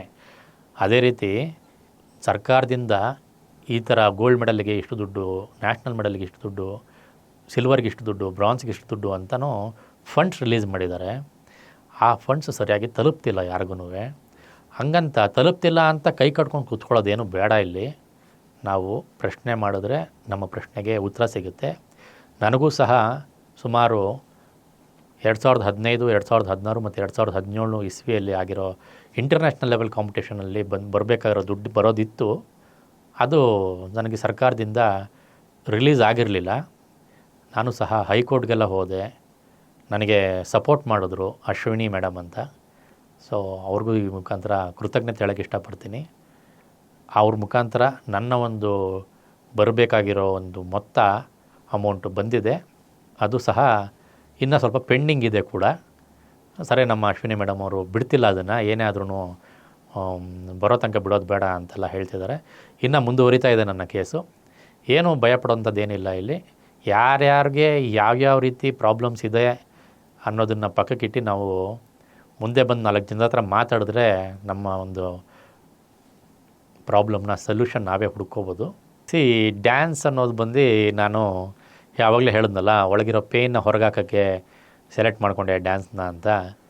ಈ ಡ್ಯಾನ್ಸ್ ಬಂದು ನನಗೆ ಯಾವ ರೀತಿ ಅಂದರೆ ಲೈಕ್ ಈ ಕೆಲವೊಂದು ಫ್ರೆಂಡ್ಸ್ ಇದ್ರಲ್ವ, ನಾನು ನೋಡಿ ಇವನು ಪೇಪರಲ್ಲಿ ನೋಡ್ತಿದ್ದೀವಿ, ಇವನ್ನ ಟಿ ವಿಲೆಲ್ಲ ಬರ್ತಿದ್ದಾನೆ ಅನ್ನೋದನ್ನು ಅವ್ರಿಗೆ ರೀಚ್ ಆಯಿತು. ಜೊತೆಯಲ್ಲಿ ಅವ್ರ ಪೇರೆಂಟ್ಸ್ ಎಲ್ಲನೂ ನೋಡ್ತಾ ಇದ್ರಲ್ಲ, ಅವರೆಲ್ಲ ಸ್ವಲ್ಪ ಮೊದಲೊಂಥರ ಇದ್ದರು. ಆಮೇಲೆ ಸ್ವಲ್ಪ ನನ್ನ ಒಂದು ಜರ್ನಿನ ನೋಡಿ ಅವ್ರಿಗೂ ಖುಷಿ ಆಗ್ತಾ ಬಂತು. ಮತ್ತು ಕೆಲವರು ಅಡ್ವೈಸ್ ಮಾಡಿದ್ರು, ಇನ್ನೂ ಏನಾನ ಪ್ರಯತ್ನ ಪಡಿ ಅಂತ. ಸೊ ನನಗೆ ಟೈಮ್ ಸಿಗ್ತಿತ್ತು. ನಮ್ಮ ಸ್ವಿಮ್ಮಿಂಗ್ ಬೆಳಗ್ಗೆ ಮುಗಿದೋಗೋದು, ಮಾರ್ಷಲ್ ಆರ್ಟ್ಸ್ ಸಾಯಂಕಾಲ ಇರೋದು. ಅದು ವಾರದಲ್ಲಿ 3 ದಿನ ಮಾರ್ಷಲ್ ಆರ್ಟ್ಸು, ಬಿಟ್ಟರೆ ಇನ್ನು 3 ದಿನ ಈವ್ನಿಂಗ್ ಫ್ರೀನೇ ಇರ್ತಿದ್ದೆ. ಜೊತೆಯಲ್ಲಿ ಫಿಟ್ನೆಸ್ಗೆ ಅಂತ ಜಿಮ್ಗೆ ಹೋಗ್ತಿದ್ದೆ, ಎಲ್ಲ ಓಕೆ. ಆದರೆ ಮಿಡ್ಲಲ್ಲಿ ಟೈಮ್ ಇತ್ತಲ್ವ, ಆ ಟೈಮಲ್ಲಿ ನಾನು ಈ ಒಂದು ಡ್ಯಾನ್ಸ್ನ ಸೆಲೆಕ್ಟ್ ಮಾಡಿಕೊಂಡೆ. ಅನ್ನೋದಕ್ಕಿಂತ ಟ್ರೈ ಮಾಡೋಣ, ಏನಿದೆ ತಪ್ಪೇನಿದೆ ಅನ್ನೋದನ್ನು ಮನಸ್ಸಲ್ಲಿತ್ತು. ಯಾವಾಗ ನಾನು ಡ್ಯಾನ್ಸ್ ಕ್ಲಾಸ್ಗೆಲ್ಲ ಹೋದ್ನೋ, ಅಲ್ಲಿ ದೊಡ್ಡ ಮಿರರ್ ಇದ್ವು. ಆ ಮಿರರಲ್ಲಿ ನನ್ನನ್ನು ನಾನು ನೋಡಿಕೊಂಡೆ, ನನ್ನ ರಿಫ್ಲೆಕ್ಷನ್ನ ನೋಡ್ಕೊಂಡು ನನಗೆ ಅನಿಸಿದ್ದು ಇಷ್ಟೇ, ಅಳಬೇಕಂದ್ರೆ ಕಂಪ್ಲೀಟ್ ಹತ್ಬಿಡೋಣ, ನಗ್ಬೇಕಾದ್ರೆ ಕಂಪ್ಲೀಟಾಗಿ ನಗ್ಬಿಡೋಣ, ಬೇರೆ ಇನ್ನೇನಿಲ್ಲ ಇಲ್ಲಿ ಕಳ್ಕೊಳ್ಳೋದು ಆಗಲಿ ಹೇಳ್ಕೊಳ್ಳೋದಕ್ಕಾಗಲಿ, ಮನಸ್ಸಲ್ಲಿರೋ ನೋವನ್ನ ಹೊರಗಾಕೋಣ ಅಂತ ನಾನು ಡಿಸೈಡ್ ಮಾಡಿ ಕ್ಲಾಸ್ಗೆ ಎಲ್ಲ ಹೋಗಿ ಹೆಂಗೋ ಮಾರ್ಷಲ್ ಆರ್ಟ್ಸ್ ಮಾಡ್ತಿದ್ದೆ. ಸ್ವಲ್ಪ ಬಾಡಿ ನನ್ನ ಮಾತು ಕೇಳ್ತಿತ್ತು, ಸ್ವಲ್ಪ ಫ್ಲೆಕ್ಸಿಬಿಲಿಟಿ ಇತ್ತು. ಜೊತೆಯಲ್ಲಿ ನಮ್ಮ ಕೊರಿಯೋಗ್ರಾಫರು ಅಷ್ಟೇ, ಅವ್ರ ಕೈ ಬೆನ್ನಿಂದ ಕಟ್ಕೊಂಡು ಸ್ವಲ್ಪ ಡೇ ಬೈ ಡೇ ಅವರು ತಲೆ ತುಂಬಿಕೊಂಡ್ರು ಯಾವ ರೀತಿ ಕೊರಿಯೋಗ್ರಫಿ ಮಾಡಬೇಕು ಅಂತ. ಮತ್ತು ಸಾಂಗ್ಸ್ನ ಸೆಲೆಕ್ಟ್ ಮಾಡ್ತಾ ಬಂದರು. ಅದು 10 ಸೆಕೆಂಡ್ಸು, 12 ಸೆಕೆಂಡ್ಸು, 15 ಸೆಕೆಂಡ್ಸು ಆ ರೀತಿ ಕೊರಿಯೋಗ್ರಫಿ ಮಾಡ್ತಾ ಓವರಾಲು ಒಂದು 2 ಮಿನಿಟ್ಸು, 1.5 ಮಿನಿಟ್ಸು ಈ ರೀತಿ ಕೊರಿಯೋಗ್ರಫಿ ಮಾಡ್ಕೊಂಬಂದರು. ಅದನ್ನು ಪ್ರಾಕ್ಟೀಸ್ ಮಾಡೋಕ್ಕೆ ಹೇಳ್ತಿದ್ರು. ಪ್ರಾಕ್ಟೀಸ್ ಮಾಡಿ ಅದು ಹೋಗ್ತಾ ಏನಾಗ್ತಿತ್ತು ಅಂತ ಹೇಳಿದ್ರೆ, ನನ್ನ ಒಂದು ಪ್ರಾಕ್ಟೀಸ್ ಮಾಡೋದು, ಯಾವುದಾದ್ರೂ ಒಂದು ಕಾರ್ಯಕ್ರಮ ಸಿಕ್ತು ಅಂತ ಹೇಳಿದ್ರೆ ಆ ಕಾರ್ಯಕ್ರಮದಲ್ಲಿ ನಾನು ಆಸ್ ಎ ಡ್ಯಾನ್ಸ್ ಪರ್ಫಾರ್ಮರ್ ಆಗಿ ಪರ್ಫಾರ್ಮೆನ್ಸ್ ಮಾಡ್ತಿದ್ದೆ. ಆ ಟೈಮಲ್ಲಿ ನಮ್ಮ ಒಂದು ಏರಿಯಾದಲ್ಲಿ ನಮ್ಮ ಏರಿಯಾ ಕಾರ್ಪೊರೇಟರ್ ಬಂದು ಉಮೇಶ್ ಶೆಟ್ಟಿ ಸರ್ ಅಂತ, ಅವರನ್ನು ರೆಕಗ್ನೈಸ್ ಮಾಡಿ ತುಂಬ ನನಗೆ ಸ್ಟೇಜ್ ಪರ್ಫಾರ್ಮೆನ್ಸ್ ಎಲ್ಲ ಇಸ್ಕೊಟ್ರು. ಅವ್ರಿಗೂ ಈ ವೇದಿಕೆ ಮುಖಾಂತರ ಕೃತಜ್ಞತೆ ಹೇಳೋಕ್ಕೆ ಇಷ್ಟಪಡ್ತೀನಿ. ಜೊತೆಯಲ್ಲಿ ನಮ್ಮ ಸೀನಿಯರ್ಸು ಪ್ಲೇಯರ್ಸ್ ಇದ್ದಾರೆ, ವೆಂಕಟೇಶ್ ಅಂತ, KY ವೆಂಕಟೇಶ್ ಅಂತ. ಅವರು ಸಹ ನನಗೆ ಹಲವಾರು ಕ್ಷೇತ್ರಗಳಲ್ಲಿ ಗುರುತಿಸ್ಕೊಳ್ಳೋದಕ್ಕೆ, ಆಸ್ ಎ ಡ್ಯಾನ್ಸ್ ಪರ್ಫಾರ್ಮರ್ ಆಗಿ ಗುರುತಿಸ್ಕೊಳ್ಳೋದಕ್ಕೆ ಒಂದು ಒಳ್ಳೆಯ ವೇದಿಕೆಗಳೆಲ್ಲ ಕ್ರಿಯೇಟ್ ಮಾಡಿಕೊಟ್ರು. ಮತ್ತು ಅಶ್ವಥ್ ನಾರಾಯಣ್ ಸರು, ಅವರು ಸಹ ಅವರ ಒಂದು ಕ್ಷೇತ್ರದಲ್ಲಿ ಮಲ್ಲೇಶ್ವರಮಲ್ಲೆಲ್ಲ ಗಣಪತಿ ಸೀಸನ್ ಬಂದಾಗ ಕರ್ಸೋರು ನನ್ನ ಒಂದು ಪರ್ಫಾರ್ಮೆನ್ಸ್ ಮಾಡಪ್ಪ ಅಂತ. ಇದೆಲ್ಲ ಪಬ್ಲಿಕಲ್ಲಿ ಒಂದು ಕಡೆ ಆಗ್ತಾ ಬಂದರೆ, ಇನ್ನು ರಿಯಾಲಿಟಿ ಶೋಸಲ್ಲಿ ಬಂದರೆ ಮಜಾ ಟಾಕೀಸಲ್ಲಿ, ಮತ್ತು ಡ್ಯಾನ್ಸ್ ಕರ್ನಾಟಕ ಡ್ಯಾನ್ಸ್ ಅನ್ನೋ ಒಂದು ರಿಯಾಲಿಟಿ ಶೋಸಲ್ಲಿ, ಮತ್ತು ಕಿಕ್ ಅನ್ನೋ ರಿಯಾಲಿಟಿ ಶೋ ಅಲ್ಲಿ, ಇನ್ನು ಕುಣಿಯಾಣ ಬರ, ಇನ್ನು ಯಾವುದಾದ್ರು ರಿಯಾಲಿಟಿ ಶೋಸಲ್ಲಿ ನಾನು ಆ್ಯಸ್ ಎ ಗೆಸ್ಟ್ ಪರ್ಫಾರ್ಮರ್ ಆಗಿ ಡ್ಯಾನ್ಸ್ ಮಾಡ್ತಿದ್ದೆ. ನಮ್ಮ ಡ್ಯಾನ್ಸ್ ಕೊರಿಯೋಗ್ರಾಫರು ತುಂಬ ಜನ ಇದ್ದಾರೆ. ಈಗ ಪ್ರೆಸೆಂಟ್ ನನ್ನ ಡ್ಯಾನ್ಸ್ ಕೊರಿಯೋಗ್ರಾಫರ್ ಆಗಿ ಆನಂದ್ ಮಾಸ್ಟರ್ ಬಂದು ನಮ್ಮ ಕೊರಿಯೋಗ್ರಾಫರು, ಮತ್ತು ಭೂಷಣ್ ಅನ್ನೋರೊಬ್ಬರು ಇದ್ದಾರೆ, ಅವರು ಸಹ ನನ್ನ ಕೊರಿಯೋಗ್ರಾಫರು. ಇವರೆಲ್ಲ ನನಗೆ ಸಪೋರ್ಟ್ ಮಾಡ್ತಾ ಬಂದರು. ಆ ಟೈಮಿಂದ ಸಪೋರ್ಟ್ ಮಾಡ್ಕೊಂಬರ್ತಿದ್ದಾರೆ. ಇವಾಗೂ ಅಷ್ಟೇ ರೀಸೆಂಟಾಗಿ ಟಾಟಾ ಸ್ಟೀಲ್ ಫೌಂಡೇಶನ್ ಅವ್ರ ಕಡೆಯಿಂದ ಸಬಲ್ ಅವಾರ್ಡ್ಸ್ ಅಂತ ನಡೀತು. ಆ ಸಬಲ್ ಅವಾರ್ಡ್ಸಲ್ಲಿ ನಮ್ಮ ನಾಟ್ಯಲೋಕ ಡ್ಯಾನ್ಸ್ ಕಂಪ್ನಿ ಕಡೆಯಿಂದ ನಾನು ಒಂದು ಡ್ಯಾನ್ಸ್ ಕೊರಿಯೋಗ್ರಫಿ ಮಾಡಿಸ್ಕೊಂಡು ಹೋಗಿ ನಮ್ಮ ಕರ್ನಾಟಕನ ರೆಪ್ರೆಸೆಂಟ್ ಮಾಡಿ ಅಲ್ಲಿ ನಾನು ಫಸ್ಟ್ ಪ್ಲೇಸ್ ಗೆದ್ದಿದ್ದೀನಿ. ನಾನು ಈ ಒಂದು ವೇದಿಕೆ ಮುಖಾಂತರ ನಮ್ಮ ನಾಟ್ಯಲೋಕ ಟೀಮ್ ಅವ್ರಿಗೆ, ನಮ್ಮ ಕೊರಿಯೋಗ್ರಾಫರ್ಗೆ ಕೃತಜ್ಞತೆ ಹೇಳೋಕ್ಕೆ ಇಷ್ಟಪಡ್ತೀನಿ. ಇದೇ ರೀತಿ ಡ್ಯಾನ್ಸು ತುಂಬ ರೆಕಗ್ನೈಸ್ ಮಾಡ್ತಾ ಬಂತು ನಾನು ನ್ಯಾಷನಲ್ ಲೆವೆಲಲ್ಲಿ ಗೋಲ್ಡ್ ಮೆಡಲ್ ಗೆದ್ರೂ ಜನ ನೆನಪಿಸ್ಕೊತಾರೆ, ಪೇಪರ್ ಓದೋರು ನೋಡ್ತಾರೆ, ಖುಷಿ ಪಡ್ತಾರೆ. ಅದೇ ನಾನು ಡ್ಯಾನ್ಸ್ ಪರ್ಫಾರ್ಮೆನ್ಸ್ ಮಾಡ್ತಾಯಿದ್ದೀನಿ ಅಂತ ಹೇಳಿದ್ರೆ, ಯಾವಾಗೋ 2 ವರ್ಷದ ಹಿಂದೆ ಮಾಡಿರೋ ಡ್ಯಾನ್ಸ್ನ, ಸರ್ ನೀವು ಡ್ಯಾನ್ಸ್ ಮಾಡಿದ್ರಲ್ವ, ಉಪೇಂದ್ರ ಅವ್ರ ಮುಂದೆ ಮಾಡಿದ್ರಲ್ವ ನೀವು ಅವತ್ತು ಮಜಾ ಟಾಕೀಸಲ್ಲಿ ನೋಡಿದ್ದೆ, ನೀವು ಇಲ್ಲಿ ಶಿವರಾಜ್ ಕುಮಾರ್ ಸರ್ ಮುಂದೆ ಡ್ಯಾನ್ಸ್ ಮಾಡಿದ್ರಲ್ವ, ಕಿಕ್ ಶೋ ಅಲ್ಲಿ ನೋಡಿದ್ದೆ, ಇದು ಡ್ಯಾನ್ಸ್ ಕರ್ನಾಟಕದಲ್ಲಿ ನೋಡಿದ್ದೆ, ಈ ಥರ ರೆಕಗ್ನೈಸ್ ಮಾಡಿ ಗುರ್ತಿಡಿತಾರೆ. ಮತ್ತು ಪಬ್ಲಿಕಲ್ಲಿ ಓಡಾಡ್ತಿದ್ರೆ ನಡ್ಕೊಂಡು ನಮ್ಮ ಬಸ್ ಸ್ಟಾಪಿಂದ ಮನೆಗೋ ಎಲ್ಲ ನಡ್ಕೊಂಡು ಓಡಾಡ್ತಿದ್ರೆ, ಇದನ್ನೆಲ್ಲ ನೋಡಿ ನೆನ್ಪಿಟ್ಕೊಂಡಿರೋ ಪಬ್ಲಿಕ್ಕು ನನ್ನ ಕೂರಿಸ್ಕೊತಾರೆ, ಗಾಡೀಲಿ ಕರ್ಕೊಂಬಂದು ಬಿಡ್ತಾರೆ ಮನೆ ತಂಗ. ಯಾಕೆ ಸರ್ ನಡ್ಕೊಂಡು ಹೋಗ್ತಿದ್ದೀರಾ, ಬನ್ನಿ ನಾವು ಕರ್ಕೊಂಡೋಗ್ಬಿಡ್ತೀವಿ, ನಿಮ್ಮ ಜೊತೆಲಿ ಟೈಮ್ ಕೊಟ್ಕೊಂಡು ಮಾತಾಡ್ಕೊಂಬರೋದೇ ನಮ್ಗೆ ಎಷ್ಟೋ ಖುಷಿ ಅಂತ ನಮಗೆ ಪಬ್ಲಿಕ್ ಎಲ್ಲ ರೆಕಗ್ನೈಸ್ ಮಾಡ್ತಾರೆ. ಬಸ್ಸಲ್ಲಿ ಕಂಡಕ್ಟರ್ ಎಲ್ಲ ಮಾತಾಡಿಸ್ತಾರೆ. ಅದೋ ಇವೆಲ್ಲ ಖುಷಿ ಆಗುತ್ತೆ ಇವೆಲ್ಲ ವಿಚಾರಗಳು. ಎಲ್ಲೋ ಇದ್ದವನ್ನ ಪಬ್ಲಿಕ್ಕು ನೋಡಿ ರೆಕಗ್ನೈಸ್ ಮಾಡಿ ಮತ್ತೆ ಸಮ್ಟೈಮ್ಸ್ ಅವರೇ ಬೈಕೊಂಬಿಡ್ತಾರೆ, ಅಥವಾ ದೇವ್ರನ್ನ ಬೈತಾರೆ, ನಾವು ಇದ್ದೀವಿ ವೇಸ್ಟು ಅನ್ನೋದು, ಅಥವಾ ದೇವ್ರನ್ನ ಹಿಂಗೆಲ್ಲ ಮಾಡಬಾರ್ದಾಗಿತ್ತು ಅನ್ನೋದು ದೇವ್ರನ್ನ. ಅರೆ ನಮಗೆ ಕೊಟ್ಟಿರೋದನ್ನು ನಾವು ಬಳಸ್ಕೊತಾ ಇದ್ದೀವಿ ಅಷ್ಟೇ, ಇನ್ನೇನು ಮಾಡೋಕ್ಕಾಗತ್ತೆ. ದೇವರು ಒಂದು ಕಿತ್ಕೊಂಡ್ರೆ ಇನ್ನೊಂದು ಶಕ್ತಿ ಕೊಡ್ತಾನೆ ಅನ್ನೋದನ್ನು ನಂಬಿದ್ದೀವಿ. ಅದು ಲೈಫ್ ಇಲ್ಲಿ ತನಕ ಕರ್ಕೊಂಡು ಹೋಗ್ತಿದೆ. ಎಲ್ಲ ದೇವರ ಆಶೀರ್ವಾದ ಇರಲಿ. ಸ್ಟ್ರಕ್ಕಾಗಿ ಮನೇಲಿದ್ದವನಿಗೆ ಏನೋ ನೆಗೆಟಿವ್ ಥಾಟ್ಸು ಸಿಕ್ಕಾಪಟ್ಟೆ, ಏನೋ ಸೋಂಬೇರಿತನ ಸಿಕ್ಕಾಪಟ್ಟೆ. ಏನು ಬ್ರಷ್ ಮಾಡಿದ್ರೆ ಆಯಿತು, ತಿಂದರೆ ಆಯಿತು, ಒಟ್ಟಿಗೆ ತಿಂದ್ಬಿಡೋಣ ಬಿಡು, ಮಧ್ಯಾಹ್ನ ರಾತ್ರಿ ಊಟ ಒಟ್ಟಿಗೆ ತಿಂದ್ಬಿಡೋಣ, ಏನು ತಿಂದು ಏನು ಮಾಡೋಣ, ಅಷ್ಟೇ ತಾನೇ, ತಿಂದೇ ತಾನೇ ಮನೇಲಿರೋದು ಅಂದ್ಕೊಂಡಿರೋನು ಹೊರಗಿನ ಪ್ರಪಂಚಕ್ಕೆ ಬಂದು ಜನ ರೆಕಗ್ನೈಸ್ ಮಾಡಿ, ಸರ್ ನೀವು ಟೆಕ್ ಟಾಕ್ ಬನ್ನಿ, ನಮ್ಮ ಕಾಲೇಜಲ್ಲಿ ನಾವು ಕಂಡಕ್ಟ್ ಮಾಡ್ತೀವಿ ಅಂತೆಲ್ಲ ಹೇಳಿ ನನ್ನ ಆ್ಯಸ್ ಎ ಟೆಡ್ ಸ್ಪೀಕರ್ ಆಗೆಲ್ಲ ಸಹ ಕರೆಸ್ಕೊಂಡ್ರು. ಭಾಳ ಹೆಮ್ಮೆ ವಿಚಾರ ಹೇಳ್ಕೊಳಕ್ಕೆ ಹೋದರೆ. ಗೀವರತ್ನ ಅಂತ ಮೇಡಮ್ ಹೆಸರು. ಅವ್ರು ಬಂದು ಒಂದು ಮಲ್ಲೇಶ್ವರಮಲ್ಲಿ ಒಂದು ಡ್ಯಾನ್ಸ್ ಪ್ರೋಗ್ರಾಮು ನನ್ನನ್ನು ನೋಡಿದರೆ 2018 ನೋಡಿರೋದು. ಅವರು 1-2 ವರ್ಷ ಆದಮೇಲೆ ನನ್ನನ್ನು ನೆನಪಿಸ್ಕೊಂಡು ನನ್ನ ನಂಬರ್ನ ಸರ್ಚ್ ಮಾಡಿ ಗೂಗಲಲ್ಲೆಲ್ಲ ಹುಡುಕಿ ಮಾಡಿ ಅವರು ನನ್ನನ್ನು ಕರೆಸ್ಕೊಂಡ್ರು, ಅವ್ರ ಕಾಲೇಜಿಗೆ ಕರೆಸ್ಕೊಂಡು ನನ್ನನ್ನು ಆ್ಯಸ್ ಎ ಟೆಡ್ ಸ್ಪೀಕರಾಗಿ ಪರಿಚಯ ಮಾಡಿಸ್ಕೊಟ್ರು. ಅದಾದ ಕೆಲವೇ ದಿನಗಳ ನಂತರ ಇನ್ನೊಂದು ಟೆಡ್ ಟಾಕಲ್ಲಿ ನನಗೆ ಅವಕಾಶ ಸಿಕ್ತು, ಕಳಿಂಗ ಯೂನಿವರ್ಸಿಟಿ. ಅದು ಸಹ ಒಂದು ಒಳ್ಳೆಯ ಎಕ್ಸ್ಪೀರಿಯೆನ್ಸ್ ನನಗೆ. ಅಲ್ಲಿ ಸಹ ನಾನು ಆ್ಯಸ್ ಎ ಟೆಡ್ ಸ್ಪೀಕರಾಗಿ ಹೋಗಿ ಮಾತಾಡಿದ್ದೀನಿ ನನ್ನ ಲೈಫ್ ಬಗ್ಗೆ, ಇರೋ ಚಾಲೆಂಜಸ್ ಬಗ್ಗೆ. Nothing will stop, life gives us challenges ಅಲ್ವಾ. ಏನು ನಿಲ್ಸೋಕ್ಕಾಗಲ್ಲ. ಇಲ್ಲಿ ಚಾಲೆಂಜನ್ನು ಅಕ್ಸೆಪ್ಟ್ ಮಾಡ್ಕೊಂಡು ಹೋಗ್ತಾ ಇರಬೇಕು, ಮುನ್ನುಗ್ತಾ ಇರಬೇಕು ಅನ್ನೋದನ್ನು ನಾನು ಹೇಳಿಕೊಂಡೆ. ಸೊ ಈ ರೀತಿ ನನ್ನ ಒಂದು ಆ್ಯಸ್ ಎ ಸ್ಪೀಕರ್ ಆಗಿ ನಾನು ಗುರುತಿಸ್ಕೊಂಡೆ. ಇವತ್ತು ಸುಮಾರು ಕಂಪನಿಗಳಲ್ಲಿ ಆ್ಯಸ್ ಎ ಸ್ಪೀಕರ್ ಆಗಿ ಹೋಗಿ ಮಾತಾಡಿದ್ದೀನಿ. ನಮಗೆ ಅಂತಲೇ ವರ್ಲ್ಡ್ ಡಿಸೇಬಲ್ ಡೇ ಅಂತಿದೆ.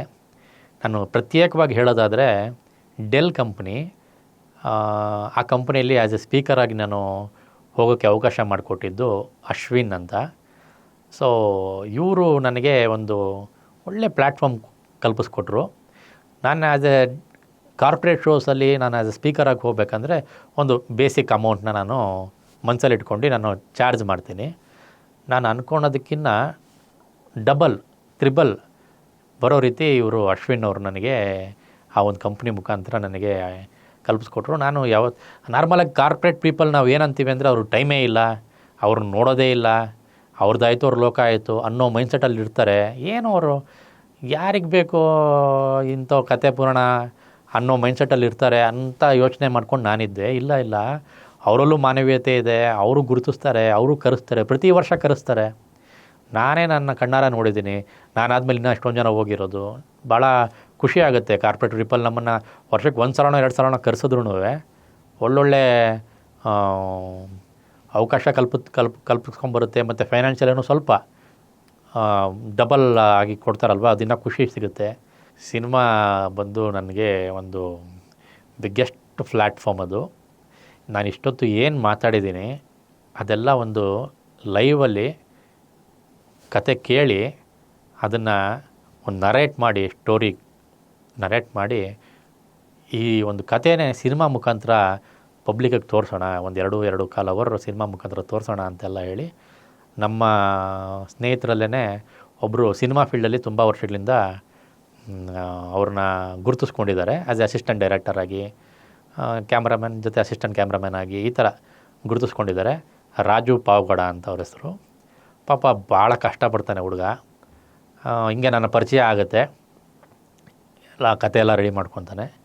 ಪ್ರೊಡ್ಯೂಸರ್ ಹುಡುಕಬೇಕು ಅಂತೆಲ್ಲ ಹೇಳಿ ತುಂಬ ಕಡೆ ಅವನು ಇರೋ ಒಂದು ಕಾಂಟ್ಯಾಕ್ಟ್ ಹಿಡಿದು ಪ್ರತಿಯೊಂದು ಗೊತ್ತಿರೋರ ಹತ್ರ ಎಲ್ಲ ರಿಕ್ವೆಸ್ಟ್ ಮಾಡ್ಕೊಂಡು ನಾನೊಂದು ಕತೆ ರೆಡಿ ಮಾಡಿದ್ದೀನಿ, ಈ ಥರ ವಿಭಿನ್ನವಾಗಿದೆ ಕತೆ, ಈ ಕತೆಗೆ ಈ ಥರ ವ್ಯಕ್ತಿ ಹೀರೋ ಆಗಿ ತೋರಿಸ್ಬೇಕು ಅನ್ನೋದು ನನ್ನ ಆಸೆ ಅಂತೆಲ್ಲ ಭಾಳ ಕಷ್ಟಪಟ್ಟು ಹುಡುಕಿದ್ರು.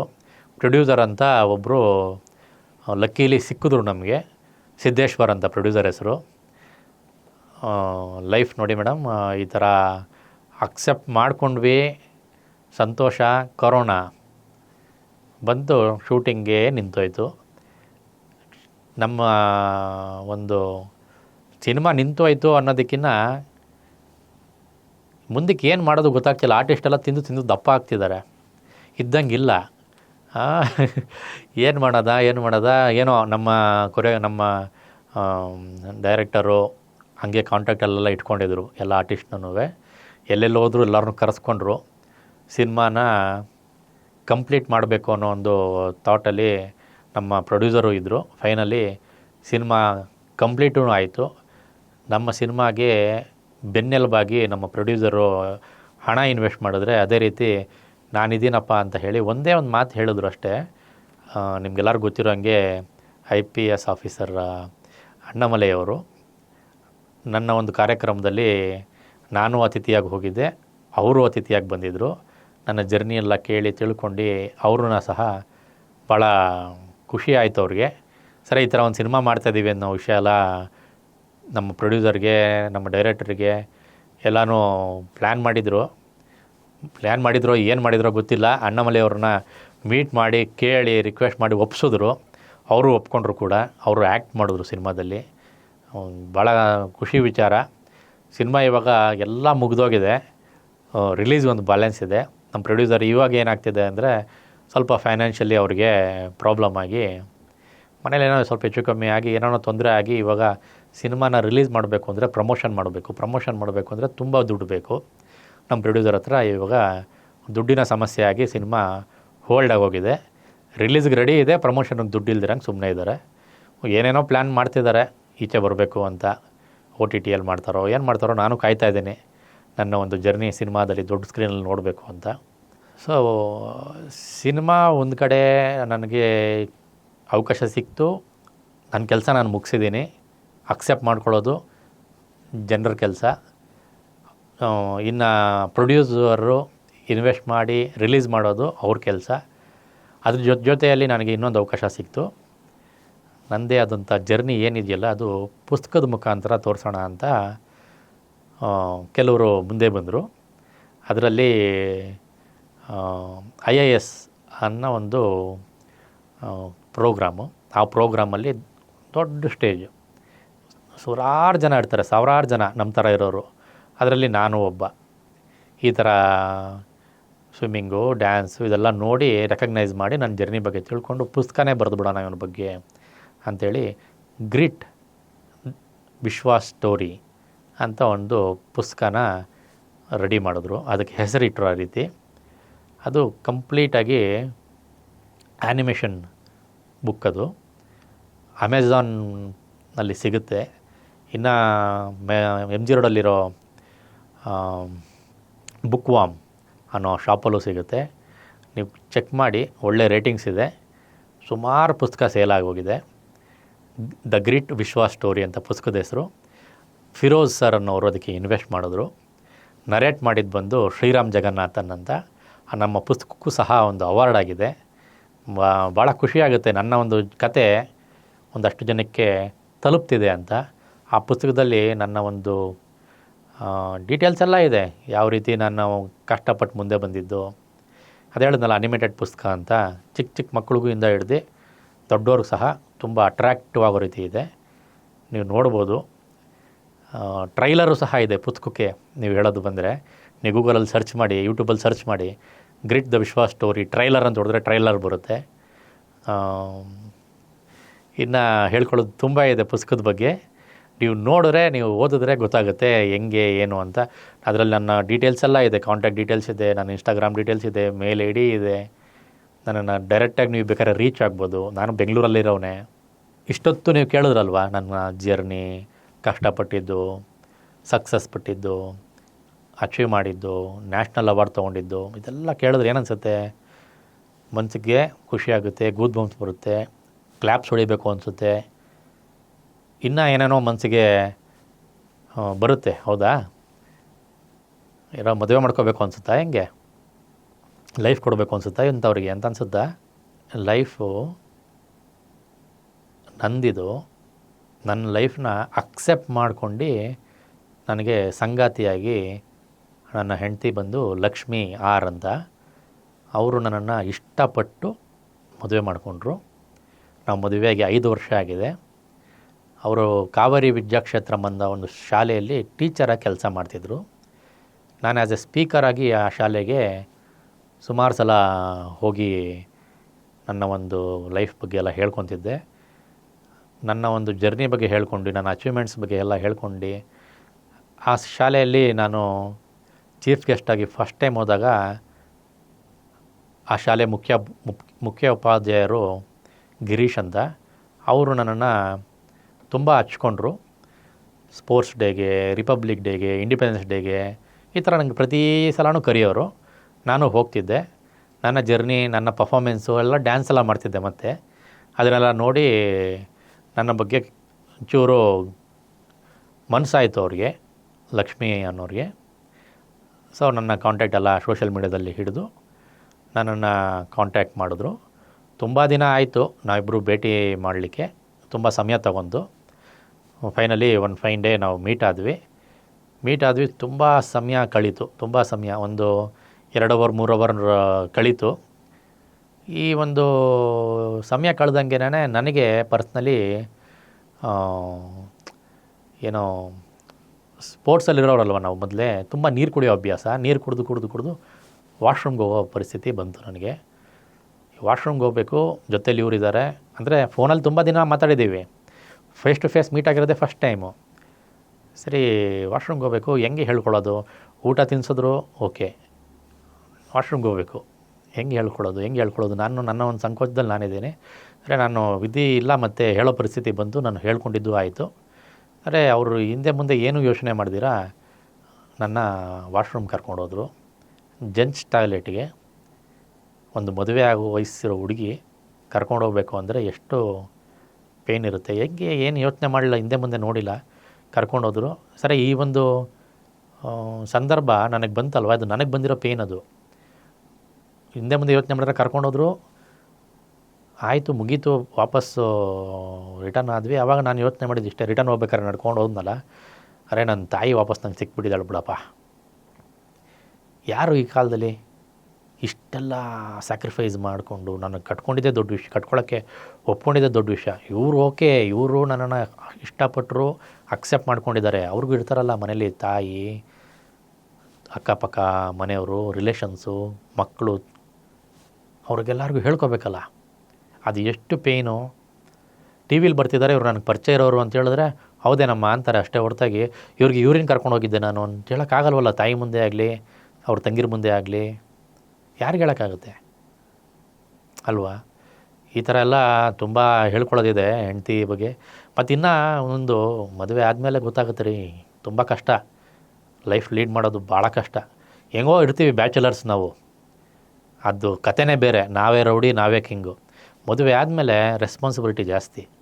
ಅದು ಈಗ ಮಗುವಾಗಿದೆ, ಮಗಳ ಹೆಸರು ಪ್ರಶಸ್ತಿ ಅಂತ ಇಟ್ಟಿದ್ದೀನಿ. ಎಷ್ಟು ರೆಸ್ಪಾನ್ಸಿಬಿಲಿಟಿ ಹೇಳಿ. ಸ್ಕೂಲು, ಅಡ್ಮಿಷನ್ಸು, ಮುಟ್ಟಿದ್ರೆ ಯಾವಾಗ ಜ್ವರ ಬರುತ್ತೋ ಗೊತ್ತಾಗಲ್ಲ, ಹೆಂಗೋ ಏನೋ, ಎಷ್ಟು ಪ್ರಾಬ್ಲಮ್ಸ್ನ ಫೇಸ್ ಮಾಡಬೇಕಾಗುತ್ತೆ. ಲೈಫು ತುಂಬ ಪಾಠ ಕಲಿಸುತ್ತೆ. ಉಳಿಸ್ಕೊಳ್ಳೋದು ನಮ್ಮ ಕೆಲಸ. ಚಾಲೆಂಜಸ್ ಕೊಡ್ತಾನೆ ಭಗವಂತ. ಅದೋ ಚಾಲೆಂಜ್ ಕೊಟ್ಟಿದ್ದಾರೆ, ಅಕ್ಸೆಪ್ಟ್ ಮಾಡ್ಕೊಂಡು ನಾನು ಇಲ್ಲಿ ತನಕ ಬಂದಿದ್ದೀನಿ. ಇವತ್ತಿನ ದಿನ ಆ ದೇವ್ರ ಆಶೀರ್ವಾದ ಇರೋದಕ್ಕೇ ಅದು ನಾನು ಅಪ್ಪ ಆಗಿದ್ದೀನಿ ಕೂಡ. ಅಪ್ಪ ಆದಮೇಲೆ ರೆಸ್ಪಾನ್ಸಿಬಿಲಿಟಿ ಜಾಸ್ತಿ. ಉಳಿಸ್ಕೊಳ್ಳೋದು ನಮ್ಮ ಕೈಯಲ್ಲಿರುತ್ತೆ, ಉಳಿಸ್ಕೋಬೇಕಷ್ಟೆ.